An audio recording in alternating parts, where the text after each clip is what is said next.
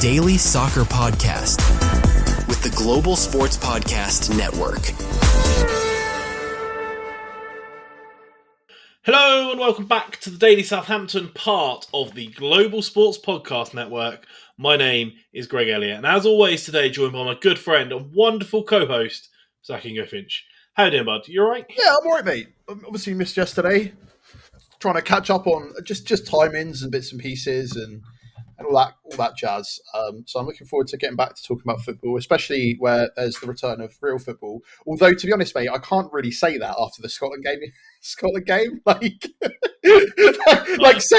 a return of real football, watching some of the most insane last 10 minutes of a game and just general game, and also some of the crazy things like Kuka of former Kuka Martina. Former Southampton player, his nation, although he's retired now, but his nation have qualified for the World Cup, which is I know that we're making jokes about sort of, the kind of matchups we're going to get, but at the same time, maybe it's a bit more exciting than we let on. I don't know. And I feel like you don't feel that way because you haven't even watched the highlights of that game yet, but. I've seen 3 of the Scotland goals because I consume social media. I'm not a complete, novice. I understand, but look, it was like I said on the episode last night. It's good because it's that proper start of a vibe of a tournament feel, and teams like that qualifying and taking their passionate fans with them is what makes the tournaments what we love to see. So it's going to be good when it comes, and fair play to Scotland, but mate, look, I've got something fun prepared today. Nice. I know we're edging closer to real football, but today I thought I would take a go at some Southampton FC Mythbusters. Oh, right? Interesting. So I've got some points that I think as a fan base are all fairly widely accepted as just fact, or that Saints apply to Saints. And I took a bit of a dive into some statistics, everyone's favourite, everyone loves stats-driven thought, and thought I'd analyse whether it's true or not. So I guess let's just get straight to it, mate. The top one I've got on my list is pertinent and relevant because it is we always lose after international breaks. Yeah, I think I don't know if it's just nervousness. It feels like that is definitely a thing. And I'll give you my reasoning why. It's because we always be like, oh yeah. I just remember all of the post-match conferences. It's been a bit disjointed. We've not had the lads together properly. There's a couple of them away on international break. That's really thrown off the game plan a little bit. And we've not had everyone back yet. So that's meant we've had to pick, people that aren't doing as well. So I'll be interested to hear, Greg, if there is actually just a myth, or this is something that is consistently very, what we now refer to as saintsy. Well, it's interesting. So this year, since coming back off international breaks, in the early part of the season, our first game back was a loss in the first international break. From the second international break, we came back with a draw at home to Swansea, followed by a loss to Preston. Yes. And obviously the thoughts are pending on the other one. And the other set of stats are brought back from, international breaks because, we've really started to feel the effects of it in the last couple of years as there are more and more international breaks. It seems there's one every other week. Unfortunately, there is a skew to some of that because last season, when there were lots of international breaks, we were rubbish all year. I was gonna say we had 2 wins of the entire campaign. So being we lose after an international breakout all the time. It's very much we lose all the time. So our first game back from all 4 of the international breaks last season were losses. So were any of them, were they do you know if they're heavy losses, or did you they just were all just write 3-1, down? apart from one which was 3-2. Interesting. So we lost every. So in actuality, we're breaking trends so far this season by not losing by 3 goals or not having 3 goals scored against us after the Yeah, international break. So it's not that we do worse; we just seem to concede more after yeah. international breaks. So look, it's hard to draw the conclusion right from that information set that we are worse after international breaks because the data that we have is that at no point have we really been good enough to get worse. So Yeah, well, I'm thinking about like the jury's players out. we had away on break, and obviously like one of them must have been when Taylor Harwood-Bellis had his debut and scored, and then would have come back from an international break and then lost probably 3-1. So Yeah, swings and roundabouts, mate. Eh? Right. yeah, yeah, very much so. Uh, so the jury's out. I mean, if we beat Charlton, it's a myth anyway, right? We just fly and cruise Look, on. we'll talk about that more towards the Charlton game, mate. But it's going to be tougher than a lot of people think. I reckon it ain't going to be no step over. So, it's yeah, I feel like it's going to continue if we keep losing after the break, mate. Because what it sounds like is you've not necessarily busted the myth. It sounds like so far the data supports that we lose after an international break, but more so because we're bad. Yeah, yeah. You Oh, can't that's determine grim. that it's the international break's fault when we lost all of the time. Oh, grim. Right. Well, Uh, hopefully they can change it. Let's hope they change it this weekend. Indeed. Look, let's stick with one where the data sort of led down a similar path of outcomes, where going off of mostly this year's and last year's data uh, made it more difficult, but it's not impossible, right? So that is that we never do well in midweek games, uh, which is, you know, it's certainly a vibe that a Is midweek that? game tends to I be am wondering tougher. if that's an us vibe though, because we have always. I think it's like midweek games are usually when you'll usually have a spare ticket. You usually invite me to come with you. Midweek games that always seems to be like I still cannot get out of my head, mate, the picture of us being late to Chelsea because of traffic, missing the incredible fireworks, wondering why they were doing fireworks before remembering it was Amazon Prime, spending the entire game wet, miserable, laughing about the fact that we didn't realise at that point that Jadon Sancho was playing for Chelsea, but of course he popped the goal up against us. And Yeah, that's like the general vibe of weekly games. Is I think that you're like, well, we always do rubbish. Is that there's so much like more extra strain on getting to those games because yeah, everyone's all like there, and then you get there, and then you watch us lose. But like as you pointed out, lost a lot last season, so it's yeah. probably just that it's more frustrating and we feel it more because, because of the Well, fact we've had to rush to get there. yeah. Well, look, we have actually won our last two, Yeah, because three midweek games. that would be Sheffield United, right, and the most Yep. recent one. Because I know that this season we've done all right Yeah. because So that's when we've late night recordings where we've been insane. so QPR on Yep, Bonfire Night, uh, nice. Bristol City on Tuesday. Oh, we lost that one That's good. 3-1. Oh, hang on, Bristol City. We didn't win that one. You're right. We got I read battered. I read the score the wrong way around. But we did beat Sheffield United on Tuesday night. So I guess ups and downs. Yeah, Ups and well, downs. yeah, like okay, so one of them a comprehensive win, one of them the ref very much helped us, Yeah. and the other one was us rocking up to Bristol expecting to do better, and then just getting absolutely trounced on. And So then the rest of the season, it's harder to put into proper numbers because the other midweek games were not in the league; they were cup games, League Cup, and we did win against Norwich and we did win against Northampton, mhm. both on Tuesday nights. So maybe maybe this is a myth. There's not a lot to it. Again, when you look back at last season, there were a lot less midweek games because there tends to be less in the Premier League. But also, we lost so much last season. I don't know. Look, what we've realised is we need to potentially go back another year to get any accurate data. And this, everyone, is a lesson in data science and why statistics can be manipulated. Yeah, indeed. And when you go back to the previous year, the championship year, obviously irrelevant of really when we played, whether it was at the weekend or in the week, we went on a 25-game unbeaten streak. So the numbers were almost skewed the other way. So I would say it's a myth. We don't really play worse midweek. We're doing as good as times that we've not done good.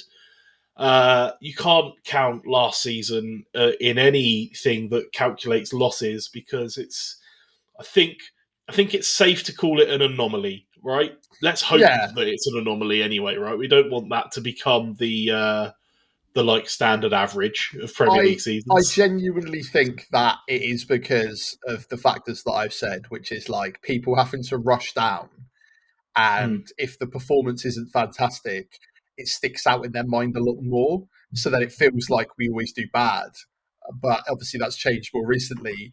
But as I said, like the Chelsea game sticks out a lot to me last year because that seemed to be the real turning point, right up until obviously the Spurs game. But honestly, you're right. I hate midweek games. Either we're at home and it's a faff getting there after work, or it's away and then I have to deal with Sky Sports, which is just as miserable sometimes. And then, honestly, generally, my favourite part of all of it is just the late night recordings that are at least good fun. But it's when I'm not saying we have like an after dark aura, but we do the inhibitions drop a little bit, and I'm usually a bit more wacky, not intentionally. I'm just usually ridiculously overtired, and apparently, if I don't go to bed on the time that I have set myself, as I am now in my 30s, that is apparently a wild period of time for me. Mate, we learned from our previous episode earlier this week about injuries and mental health attributed to circadian rhythms. So go back and listen to that if you want to understand why there might be more injuries in the game, if you missed it. Definitely. I like that. I like that little plug there. That's it. Just listen to the content we've done for all those video essays anyway. Me and Greg work real hard at them. But either way, we appreciate you listening. Right. Let's have a little break before we get to our next couple of myths and hear a word from our partners at Bionique. Your body is unique. And Global Sports Podcast Network has partnered with Bionique, the world's most personalised supplements. Bionique provide 100% tailor-made supplements, designed to deliver precisely what your body needs at exactly the right levels to optimize your health. No guessing. So click the link in the show notes. Use the code GSPN2025 for 40% off your first month's subscription. Bionique. Don't settle for off-the-shelf solutions made for just anybody. Get what's right for you right now. Okay, mate, and we are back. So I don't know, right? I think we busted one myth and have inconclusive data either way for our other myth. This next one, I don't know if I fancy our chances on busting it. To be honest, it feels solid enough that maybe it just gets proven true with the numbers. And that is that Southampton are a selling club. Interesting. So, I mean, if I take the numbers from 2025 transfer window, this summer, we sold £110 million worth of player across our sales. And we bought 9 players for a sum total of 48.61 million. Wow, that's it's a big disparity, mate, isn't it? Yeah. I can't believe that we had the worst season in our Premier League history, the second worst season of all time. And people paid up to £110 million to get a couple of those players. Yeah. That is absolutely nuts. Like, what? What? Like, we joke about Sports Republic, but my word, the agents must have had a field day with some of the money that we've managed to sell some of those players for. And like, don't get me wrong, some of them are starting to come good now. Like, I'm seeing Matty Fernandez be a bit more popular in West Ham now, but then you're looking at elsewhere, and it's like I don't know much about how Olachi's doing. Juric has been fired at Atalanta now, so who knows what's going to go on with Sulemana. Dibbling, we know, is struggling at Everton. So, but it doesn't help, right? Because like even in a season where we have done shockingly bad, we have still somehow probably made a profit from the transfer window because we always seem to be Yeah. one of the few clubs that do. Because 9 players is a lot to bring in, right? Like you wouldn't Yeah. think of a selling club buying in 9 players, but to only total up to 48 million is it's crazy. This is where people are The getting top cross, amount right? of those is 12 million for Finazaz. It's yeah. So why couldn't we have spent the £40 million on a striker? And I know the actual answer, it's because it costs money to go down, right? And they would have used that money to fill in the gaps. But I can understand the arguments of why people are annoyed and why this is I don't even think it's a myth, really, mate, because you're looking back and all I'm thinking about is selling Virgil van Dijk for 75 million and buying Dross to replace him, realistically. And or selling Lavia or that window. The numbers aren't really about for what we spent in that window. They can't really add them up. yeah, but We there made was the emergency. £160 million pound worth of sales, and we There definitely was some like didn't spend emergency that buys much. and we didn't spend that much, right? There was the When you let's buy think our half of the Man club City record, Academy. when you think our club record is 24 million.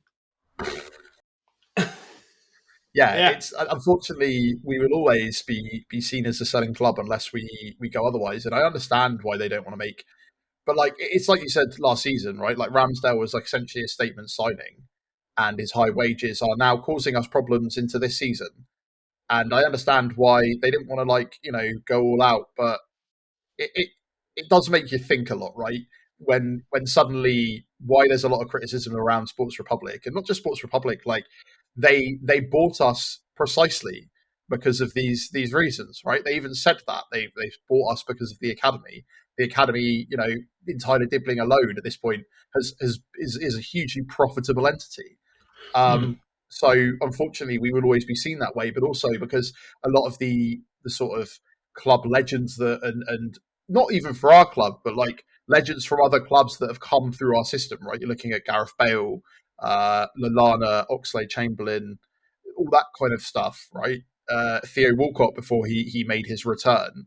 Like we have built that reputation early on, but like now it's perpetuated that even when we have our worst season ever, we are still making a profit from transfers, and that, Yeah. I don't know what else to say. Like the stats speak for it, right? Indeed. Solid fact, then, mate, not a myth. Yeah, not a myth. Absolutely confirmed. Those numbers genuinely shocked me when I pulled them up. I couldn't believe that it was that disparate between the selling and the buying. Like, I knew that we'd sold a lot. I knew that we'd had a busy window and bought in quite a lot. I couldn't believe that it only added up to 48 million. It's, wild. Absolutely wild. Right, I have got 2 left where I have managed to do some proper solid research, and 1 left where I have purely vibes and memories to go off because it was incredibly difficult to look up. So let's go with that one first, and then we'll wrap up with 2 solid ones. So again, this one might be a bit of a tough one to confirm busted, mate. We always break streaks. Now, I understand what you mean by this, because unless you are going to suddenly remember every single striker that has not scored in a long time, or every single team that's not won away from home, like arguably this is probably the only thing that I could think that I would want to use a large language model for. It's just like shoving in all of the data of any time that anyone is supposedly struggling and seeing if they manage to score against us. But it does feel and that let way. me tell you, I talked to ChatGPT this week, not about this specifically, but he thinks that Shay Adams still plays for us, so that is Yeah, not no, I a remember you. valuable source of income. Grok also told me that Finn Azaz plays for Middlesbrough. When I sent you some of the what I thought its summary was of Finn Azaz's contribution in the Ireland game, and yeah, I had to argue with it for a solid 5-10 minutes before it confirmed to me that he is definitely a Southampton player. So that's another lesson to everybody to just keep an eye on the outcomes of all this stuff, right? Like, it doesn't say don't use it, just verify any of the information. But and saying that, we're now just going to go entirely based off of vibes and not information. 100%, yeah. It's the stuff that, even earlier we were talking about, like Jadon Sancho. Didn't even realise where he played for, came against us, scored. Yeah. Right. Talking to Nick the other week, Derby. Oh yeah, this guy's not scored in forever. Comes on, scores. We never score first. Scores first. Like, do you know the one that jumps out at me above all else was, and in fact, it's not even recent. It was our when we lost 6-0 to Chelsea that time. Tino Werner's got a hat trick, right? Like, like that was like he was the joke striker of the season. Like, the can't hit a barn door with a banjo and scored 3 against us. And I think that look, it's very hard to get real analysis and data on like trend analysis of strikers, but I think that, especially with how last season went, where we were effectively the whipping boy, I don't think that we can bust this myth. I think that we will continue to be the team to play against when you're out of form, one way or another.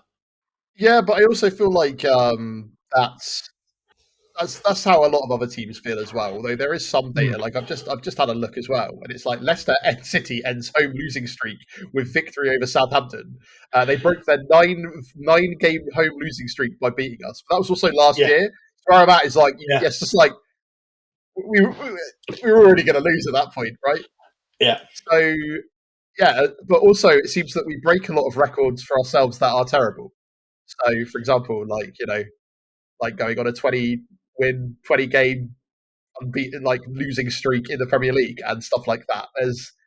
We're not, yeah, we don't help ourselves. Is I think what my point is that we also develop that atmosphere, right? Where he's going to get a goal against us, and then all of a sudden the crowd will turn nervous because there is this striker that never scores. Like, again, I think that the game we most recently won against QPR was like the only time where I ever felt like, they have so much bad luck. It's come against our bad luck as well. Yeah. One of them has got a break, and it's the first time that we ever break past them. It's kind of how it feels. Whereas a lot of other times, it's like this striker has not scored in 150 games. Has I got a broken knee and yet somehow scores a hat trick? It's like that is the vibe, right? And I just think it is incredibly difficult unless you are able to quantify the streaks that other players had in a way that's easy to read. But I'm going to say it's not a myth unless somebody can prove otherwise. Indeed. Which isn't how myths work. Right. Playing fast and loose with the terms, but it's all right. Right, let's have a little break and then come back with my last 2. Here at the Global Sports Podcast Network, we spend a lot of time selecting our delivery platform, and Zencaster came out the clear winner with 4K video recording from your phone and AI editing that automatically removes all those ums and ahs. It's super easy to start a podcast that sounds great and is delivered efficiently. If you're ready to tell your story, check out the link in the show description and learn more about Zencaster. Right, mate. 2 more to go through, and they are some good ones. So, first of all, we are bad at set pieces, is what I've got written down. And I don't know if, again, right, if you write off last season, I don't know how true That really is. So it's I've got some numbers from this year's games so far, and they have us ranked 9th in the table for goals from set pieces so far this season. Right, so that Yeah, like we've made all those jokes about Ryan Manning, right? So Yeah. that's got to come from somewhere. Yeah, we have 5 goals from set pieces this season, and we have conceded 3. So Right. That's, that puts us pretty low down the list on goals against, right? That's 15th in the table for set pieces conceded. I think that is an area that we have solidified greatly. yeah, I think that kind of makes sense though, because that was, remember when we did our profile on Will Steele and we Yep. talked about him, that is a area that he wanted to improve massively and an area that his teams usually scored goals from. And on top of that, we couldn't have done much better than the season before, because the season before, when we were in the Premier League, if I remember rightly, I think the first goal we scored from a corner was against Manchester United, and that was when they scored an own goal. So the first goal Yeah. we had from a set piece or a corner, Yeah. so far that season. And the season before, I can still remember like some of the more famous ones, like who needs James Ward-Prowse? We got Stewie Armstrong. Right? I remember Stewie Armstrong scoring an absolute cracking set piece. But I think that myth has come about from the fact that after we lost James Ward-Prowse, it wasn't necessarily as much of a threat, but also we Yeah. completely changed the style of football we played under Russell Martin. Yeah. Then had no style for a while, and then also kind of didn't really have much of a style to begin with this season.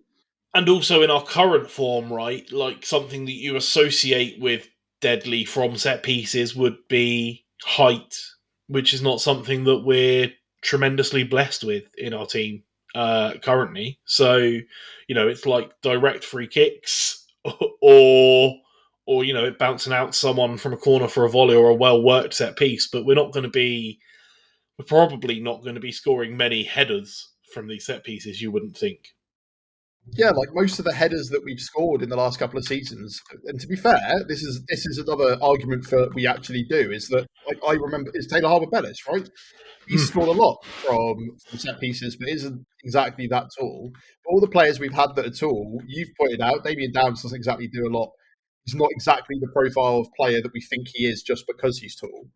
Mm. Onuachu, apart from that incredible like Liverpool compilation, right, wasn't exactly, you could hear on his, it wasn't great with his head either. So No. of course, like we've not, but also I don't think we're doing that much worse than anyone else. We just don't play hoofball, apart from the couple of times they've attempted to play hoofball, and then it proves why we don't try and play hoofball, because that doesn't work for us. So I'm not really that bothered, and I do think that we score more set pieces than we think we do. But I understand that last season we felt that way for sure, but also that's because we didn't score a lot of goals last season more than anything else. And though it's with that, the statistics are that we were the worst in the league for conceding set pieces, but we were also worst in the league for conceding in general. We were only the second worst in the league for scoring from set pieces. Wolves managed to be worse than us. So, it's it's not Also, a lot, but like it's something. it's one of those things where I think that there's been a lot of talk about it recently, right? Where like the art of set pieces and having set pieces coaches, and that's all like a thing. Like I remember there's a lot of discourse around us not having one last season, and how like they should have gone out and got a set piece coach, this and the other. But also, it's become very popular in the last season. It's not something previously everybody thought was that good. It kind of felt like it was like, you're just kind of having to play for a set piece and that's their way of winning. Whereas now, like, Yeah. it's become, I don't know, like on brand, it's popular currently. So it's not a thing I'm that concerned about. What I would like in general, Greg, is just score more goals. I don't really care where they come from. Yeah, I don't Oh, well, necessarily mate. believe it. That is a wonderful summary to bust that myth, I think, truly. And lead us beautifully into my final myth that I would like to bust. Do more of our goals come from defenders than from our strikers? And I love that you alluded to the fact that it doesn't matter, right? Goals is goals. But I've got numbers on this one, mate. Our top 5 goal scorers this season are forward-thinking players. I guess there's a grey area here. Adam Armstrong with 5. Ryan Manning is second with 2. Joint second with Leo Cienza. Would you call Ryan Manning an attacking player or a defensive player? This is one No, for do you the think debate. he's a better? Do you think he's a better left back, or do you see him more as a winger? Because I think of Definitely all more of of the a winger. times that I think of where Ryan Manning is on the field, Yeah, 90% of the time it's in the opponent's half, right?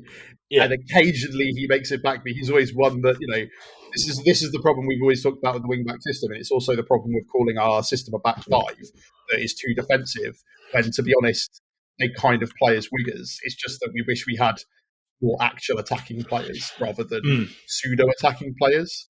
But I don't know. I wouldn't necessarily call him a super defensive player, right? no, I don't know how you feel about that. no. I would class him as an attacking player, very much so. Looking back at last year, even last year where we came under fire, I guess arguably there's another grey area here. But again, our top 5 goal scorers with some upsettingly low numbers. We know Paul Ohaнаchi with 4. Joe Aribo with 3. I mean, he was centre back for some of the season, I guess, but that is not He what I would is not. describe He his is not position the at. centre back. Let's just Uh, clear that up immediately. Cameron Archer with 2, Tyler Diblin with 2, Matty Fernandez with 2, Adam Armstrong also with 2. One of those being a penalty. I remember that. Yeah, so upsettingly low numbers, but mostly attackers. The first defender on this list is Jan Bednarek with 2 also. So, and even going further back than that, because we showed that we showed that last season we're going to call an anomaly. That's what we're going to stick with. The championship season before, Adam Armstrong way clear out in front, 24 goals. Far away top goal scorer for us. Second, Shay Adams, also a striker with 16 goals. Third, Will Smallbone, 7 goals. In fact, going down the list, you can get as far as 10th, 11th. My maths wasn't good enough to count it properly. Taylor Harwood-Bellis with 2. But he comes under a wealth of forward players. Ryan Fraser, Sammy Adozie, Stewie Armstrong, Joe Rothwell, Joe Aribo, Sekou Mara, Charlie Alcaraz, David Brooks, all up there with 2 or more goals. So I think that's pretty decisive. That no, our forwards do score goals. Even when those numbers are low, they still score more goals than the back. What was interesting, Zach, is that I went even further back with this in my sort of overall research. And I don't want to sort of harp on the point about top tens and defenders, but what I didn't realise is how key James Ward-Prowse was to How much we us. used to score goals? He was our top goal scorer for both the 22-23 and 21-22 seasons. Did you know that? I would like to be surprised by that, but I'm really not, mate. And this is the point. This is like the point everyone constantly makes about Danny Ings, right? And why we never managed to properly replace him. But even then, I don't think that was as much of a problem. We've not really seen a prolific goal scoring outfit from our team in a long time. And as you said, okay, well, it's not the defenders, but when the difference between goals scored by defenders and goals scored by a striker last season is 2, it is going to feel like there is not that much of a difference. And the problem is that a lot of the goals we've remembered so far this season have been in games, that we've either drawn or won. And those, we think of the Ryan Manning goals being early on. The fact that our first Jack game Stevens, of the season, Brexit. Jack Stevens and Ryan Manning, right? And that, so that's one of the reasons why is how many times do we genuinely remember goals in games that we've lost in? So if the goals that happen in the games that we massively remember, for example, the first win of the season, yeah, it's going to be a myth that ends up being more, perpetuated. But also, 5 goals for Adam Armstrong this season isn't exactly massively high up there either. When right? when you compare it to his 24 in our last championship season, is, a bit of a dry spell, but we'll see. It's not just us that suffers from this issue, and look at how much Wolves are suffering losing Cunha to Manchester United. Right, they knew they needed to get goals from elsewhere. Strand Larsen's doing all right for them, but at the same time, you're looking at how they're doing this season, and this is how losing a prolific player can damage you. And I think that for a long time we rode our luck, as you pointed out, on James Ward-Prowse scoring, essentially set pieces, which is funny because that then completely disregards the point before of, well, we don't often score from set pieces. Where in actuality, for a long time, that was pretty much the only way we did score. So, indeed. So some of these myths themselves contradict one another. Oh no, that's the joy of it. Well, that I feel is a myth well and truly busted by looking at the numbers. Strikers do score more goals than defenders. It's just that it's not by enough that it's not by enough, mate. That's the problem, right? That's what people are actually upset by. Is that you shouldn't have a 2-goal margin ahead of a defender. You should have a 10-goal margin ahead of a defender, right? Indeed. Like that season with Che Adams and Adam Armstrong scoring a lot. Taylor Howard-Bellis scoring 2, but Che Adams scoring 17 or whatever. That's a big difference. Adam Armstrong scoring 5 and Ryan Manning scoring 2. That is not enough of a difference for people to feel like we have prolific goal scorers. So I can understand why that myth exists, and will understand why it will consistently be perpetuated until the strikers start scoring more goals. Absolutely. But like you say, mate, it doesn't matter where the goals come from. We just want to see more of them all the time. All I care about winning. But look, that's it. That is the end of my list of Saints myths. Some busted, some very much confirmed, some the data's still out. We'll have to come back to it, I guess. But that was it. A nice bit of fun to dig into some old stats and draw some conclusions. I hope you enjoyed it. I enjoyed that. What I think that is the most interesting, mate, is how last season will have broken any ability to do proper statistical analysis on our club for the foreseeable future. Yeah, absolutely. Yeah, it makes it really difficult because it's such a statistical anomaly. It makes it very hard indeed. We're so bad we have become a statistical anomaly. That is, man, just to add a list of platitudes that we have. That's it. But anyway, that's all we've got time for. Zach, thank you very much for joining me. Thank you, mate. Thank you, everyone, for listening. I hope you've enjoyed this bit of fun. Let us know in the comments or on the social medias if there are any Saints myths you'd like us to approach, if you want to do this again. We're on all the socials. We're on X, TikTok, Blue Sky, Instagram, Facebook, YouTube, everywhere. Hit us up. Let us know. We love hearing from you. I would love to hear some more wacky myths to go and do some deep dives into and take a look at. However, tomorrow we are back to some real football build-up, Zach. We've got a match preview of an early kickoff against Charlton at the weekend. So we will be talking about that. And, there's going to be lots to talk about. Nathan Jones's Charlton is, I'm sure, going to be a game of some interest to Saints fans, that's for sure. Until then, though, I hope you'll have a wonderful day, and we'll see you then.